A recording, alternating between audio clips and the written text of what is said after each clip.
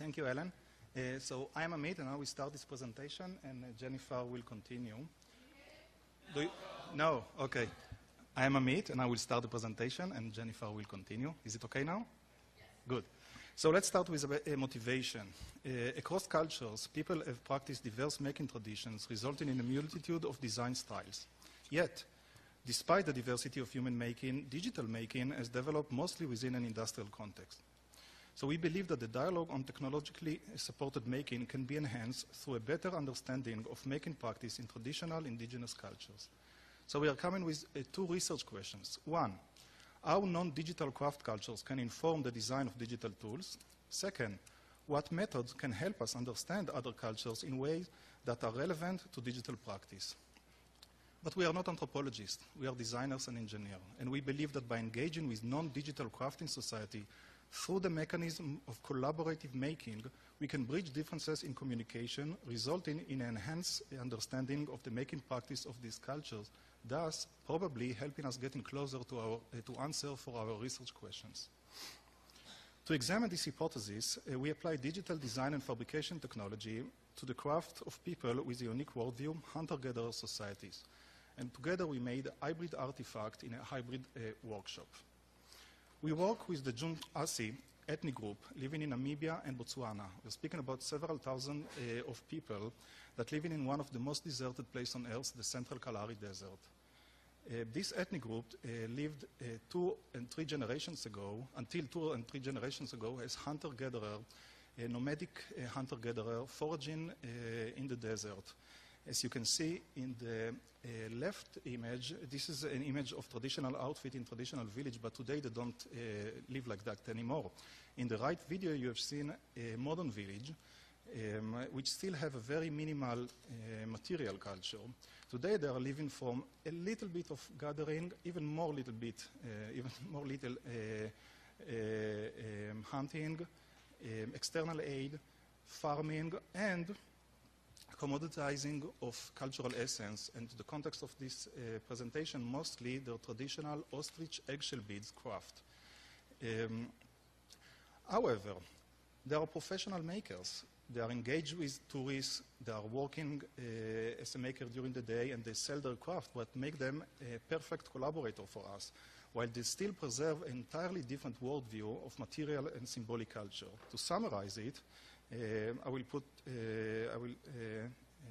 speak about the following notes. First of all, they have minimal notions of ownership, hierarchy, and division of labor. Their material culture emphasizes on immediate application. Thus, they invest in social ties rather than material storage, leading me to say that their symbolic culture does not embody long-term principles. Their aesthetic preferences are driven by personal desire and are rarely described in abstract terms.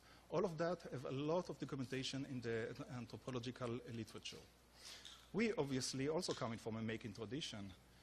We are makers, digital makers, using the digital tool for design and fabrication, and part of a trend that grew bigger and bigger in the last 15 years. So big that today's symbolism in industrial society almost always been impacted by computational work. There are few initiatives and research that try to deploy digital technology and digital making technology in indigenous and development societies, such as the Fab Lab initiative. Ourselves, we worked to develop several hybrids. In the left, you see an old project of myself, of traditional ceramic combined with 3D printed restoration. In the right, you see a previous work by Jennifer, who developed parametric design tools for novices and craft people, and run some workshop with makers to create this hybrid design. However, all our work in the past communicate with our tradition, meaning with people that are already common with computational thinking. So before Jennifer will start speaking about the workshop itself, I will summarize the technology and technique that we use in this hybrid workshop. First of all, the traditional and manual technique, ostrich eggshell beads making, and ostrich eggshell beads dyeing with fire and cooking. You can read more technical details about this process in the paper. We also brought pigments to the field to apply different colors to these ostrich eggshells. And here you see a combination of jewelry made from ostrich eggshell, beads, seeds, and glass beads. In addition to that, we brought computational techniques. In A, B, and C, you see different design of pendants that we design to be 3D printed, and we 3D print them before we travel to the Kalahari. In D, you see a frame that soon will be clear for what it was used. E are connectors to connect different fragments of ostrich eggshells. And in F, you see a combination of 3D printed element with ostrich eggshells. This is only a design, but this is a photo of 3D printed pendant, ostrich eggshell beads, and seeds made in the desert with the Juntasi. In addition to this pre-made 3D printed part, we brought computers, of course, with parametric design tools and CAD environment, and a small milling machine, a modella, to allow us to engrave in the field different patterns that we design in the computer on ostrich eggshell, and then assemble it in the 3D printed frame to be used in a hybrid necklace. In order to deploy the techniques we developed in the lab in Namibia, we had to adapt them into forms that were mobile and robust. So we rented a four-wheel drive pickup truck and powered the modella via its battery, and we refined our milling technique to the point that we could repeat it more or less without error and in a relatively short period of time, about 10 minutes to an hour for more complicated pieces. Given the significant cultural and language barriers between us and the Juntasi, we estimated that the greatest challenge would be in effectively communicating our intent of a collaborative workshop. So to overcome this, we began our exchange with a series of introductory ice-breaking activities, including gift giving, sharing the sample artifacts we had produced, and showing examples of our own work prior to this research to establish our position as craftspeople. Following this, we proposed the idea of a collaborative making session which blended our techniques and tools with their practices. There were risks present in this work, specifically the potential for miscommunication or the chance of unintentional exploitation as a result of the economic divide between ourselves and the Juntasi. We attempted to compensate for this risk by exercising transparency in our intentions. We explained to the Juntasi that we were interested in sharing their craft with people in our community, and that we hoped that by learning more about their practices, we might improve our own practices and tools. We asked permission to take photos to aid in describing what we learned, and we offered to purchase any of the artifacts that resulted from the collaboration if the makers were interested in selling them. This is an approximate timeline of our visit to Namibia and the time we spent with different communities. Our collaboration was spread across two different groups, a village in Choba and a village in Grashoek. And in an introductory visit to each village, we introduced the idea of the collaboration and also gifted two different communities with a set of 3D printed components. We then spent a longer working session in Choba where after 8 days we concluded with a return trip to Grashoek to observe the work that the makers in that community had done with the 3D printed pieces. And you can see our paper for a complete, more thorough description of this progression. In total, we spent about 40 hours engaged with collaborative making practices with the Juntasi in Choba. And in this context, all of the makers were women, but the men of the community contributed ideas and worked on other crafts simultaneously while the women made jewelry with us. In total, we produced 60 artifacts through this collaboration. And we categorized these artifacts in 3 different areas according to the style and approach used to produce them: 3D printed hybrids, digitized iconography, and modular assembly. So both villages, Choba and Grashoek, made jewelry with the 3D printed components. However, their styles were different. The makers in Grashoek balanced the designs of the 3D printed pendants by creating handmade beads that complemented the color and shape of the 3D printed material. They also added beads to the bottom of the 3D printed pendants to balance the entire design.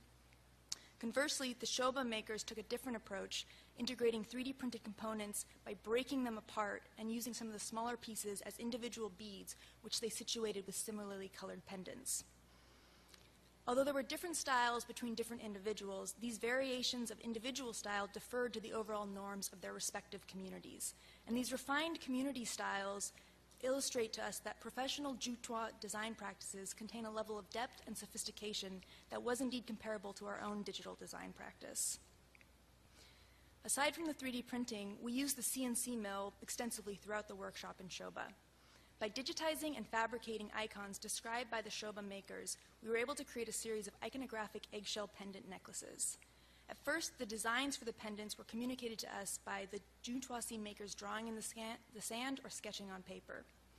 But following this, the Juntois makers began selecting imagery from their clothing, such as this Chelsea football icon. And then in addition, they would propose icons that were often repetitive or symmetrical in nature. And so we took this opportunity to use parametric software to create a parametric model of these designs, and then use the model to explore variations in patterns with the Juntoisi maker who proposed the original icon. Finally, towards the end of the collaboration, a skilled Juntois illustrator illustrated a series of drawings that could be inscribed on pendants. And members of the village selected specific drawings from his illustrations, and as we converted these drawings onto pendants, they handcrafted beads to complement them in the finished piece of jewelry. So as stated in the beginning, one of the goals of this research was to gain a better understanding of how digital practices could be reconciled with traditional making. Digital tools are powerful in part because they enable designers to reconfigure content to suit a new context. Although they do not rely on digital tools, the Juntoisi makers are extremely skilled themselves at reappropriating materials to suit a design purpose. And this was demonstrated to us very concretely by their breaking of the 3D printed beads to create these finished pieces. The iconographic pendants that they created, that we produced together, represent a successful hybridization of the Juntoisi approach to appropriation together with our own digital approach. The immediacy of the digital fabrication that we used enabled the Juntoisi to iterate on this digitized iconography approach, resulting in 3 creative variations of this method in a short space of time in the context of a new tool. So in the interest of supporting creative variation among new participants in digital making, we advocate for tools which simultaneously support immediacy and appropriation. We also attempted to explore other dimensions of digital design with our collaborators that went beyond 3D printed hybrids and iconographic pendants. After observing how Juntois makers use beads in a modular fashion, we prototyped digitally fabricated modular components which could contribute new aesthetics or ideas to the collaboration. We tried a number of approaches, including a modular system which was dependent on precision, such as a grading of beads which produced a transition between different shapes, and a working press-fit gear pendant. And both of those prior examples were standalone configurations, but we also produced reconfigurable modular beads that could be combined through multiple connection points, either with twine or in conjunction with handmade or glass beads, or in some cases snapped together with 3D printed press-fit connectors. Finally, combining both the ideas of precision and reconfigurability, we created a series of cubic beads that were comprised of press-fit ostrich eggshell pieces. And in all of these examples, our intent was for these modular components to serve as inspirational examples that convey the accuracy and small-scale repeatability that's possible with digital tools. And we hoped that these examples would enable the Shoba makers to offer suggestions for their own designs that use these affordances.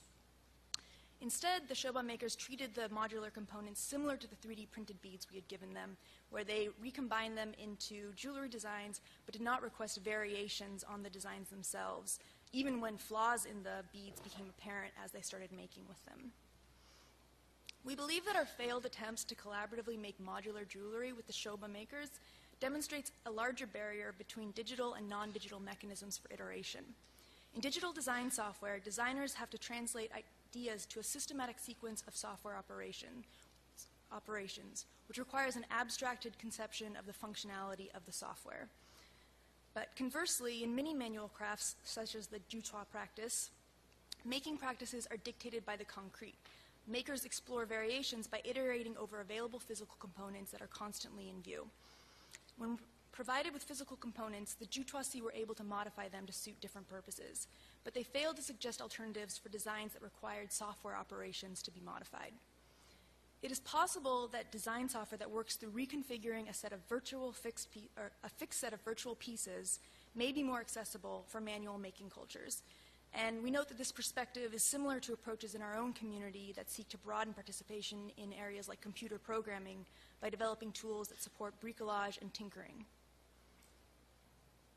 Beyond enabling us to critique our own digital tools, our collaboration with the Juntoisi improved our understanding of the communal and the communicative roles of making. Despite the extreme linguistic and cultural barriers between our two groups, we were able to produce numerous artifacts during the collaboration, and our collaborators were enthusiastic about engaging in similar work in the future. We believe several factors were responsible for this success. Both we and the Jutoisi used prior artifacts to communicate our personal values and approaches, as well as our own aesthetic tastes. Prior to the collaboration, we prepared a diversity of avenues for creation, and this enabled us and the Jutoisi to explore alternatives when some efforts proved infeasible. Finally, we used beads, or we used the process of making itself as a form of practical communication. For example, showing an example progression of beads or communicating a design by sketching in the sand when verbal language wasn't an option. As a final note, we would like to add a personal and more specific reflection. Amit and I both consider ourselves makers. However, for us, the process of making is frequently a specialized activity that's separate from our daily life. Working with the Jutoisi makers, we experienced a form of making which was completely integrated into the atmosphere of the community. Jutoisi makers readily share resources and ideas without individual pride. They invest long working hours to learn from foreigners while maintaining the flow of their daily life. For them, making is an important way not just to create things, but to strengthen community ties. In the interest of creatively empowering communities within our own culture, we feel strongly about the need to find ways to incorporate communal qualities into digital practice.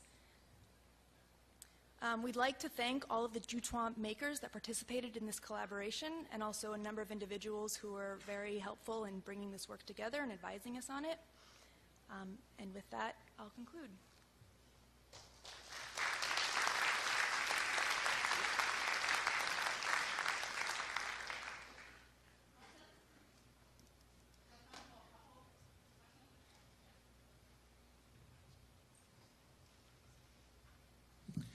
Thank you for this very inspiring work. I think it's quite wonderful.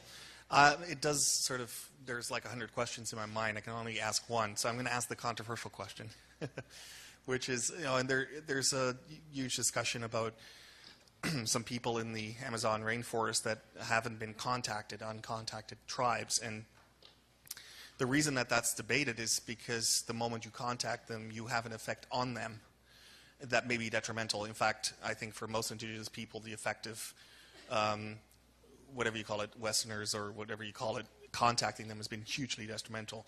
I can imagine that there is an effect of you bringing a 3D printer into a community like that, and them going like, whoa. Did you experience anything like that, and what do you think you left with them? And to what extent is that a positive thing or a negative thing? So I think there's a couple of important points in your question that I'd like to address. So the first is this idea of the Jutoisi as a culture of being sort of untouched or uncontacted by our modern culture. And that's not the case. Like, they're very much in touch with modern culture and have been engaged by elements of modernity for a long time, and a lot of anthropological activities that engage with them are actually walking the line between studying them and also trying to engage in activist efforts to help them advocate within their own community and within Namibia as a whole. So they don't sort of occupy this place of us coming into uncharted territory and introducing them to concepts that are totally foreign to them. That being said, they had never seen a Modella before. We didn't, or a 3D printer before. And we did wonder, you know, what would be the impact of us bringing these tools in and then leaving with them. However, we argued that it would be just as disingenuous for us to say that the goal of this work was to leave these tools there. That's not realistic. You've seen the environment that they work in. This would require a very different strategy and a very different objective than what our research was concerned with. And then, in addition, when engaging with them and discussing with them, to the extent that the language barriers allowed, they showed an interest in collaborating with us with using these digital tools, but they recognized that they had their making practices and we had ours. And although they were excited about observing and learning about what we were doing, they didn't exhibit a strong desire to actually engage with the digital tools that we had brought ourselves. They have an extreme pride for the way that they make things, and it's not that they saw the way we were making things as superior or as more advanced in any respect. I don't know if, Amit, you want to add to that? Can I add something? So one thing I would like to add to that, they cannot hunt anymore in their traditional land. It's forbidden. However, they cannot what? They cannot hunt. But as a Westerner, you can buy a license and come with a weapon and hunt. So if they've seen that, really? If they've seen that, I think it's okay that they will also be exposed to our DIY technologies. If they've seen weapon getting into their territories and four-wheel drives and cell phone and computers, they are already part of global world. Thus, we should also expose other type of technology that can maybe empower them also. Okay, thank you.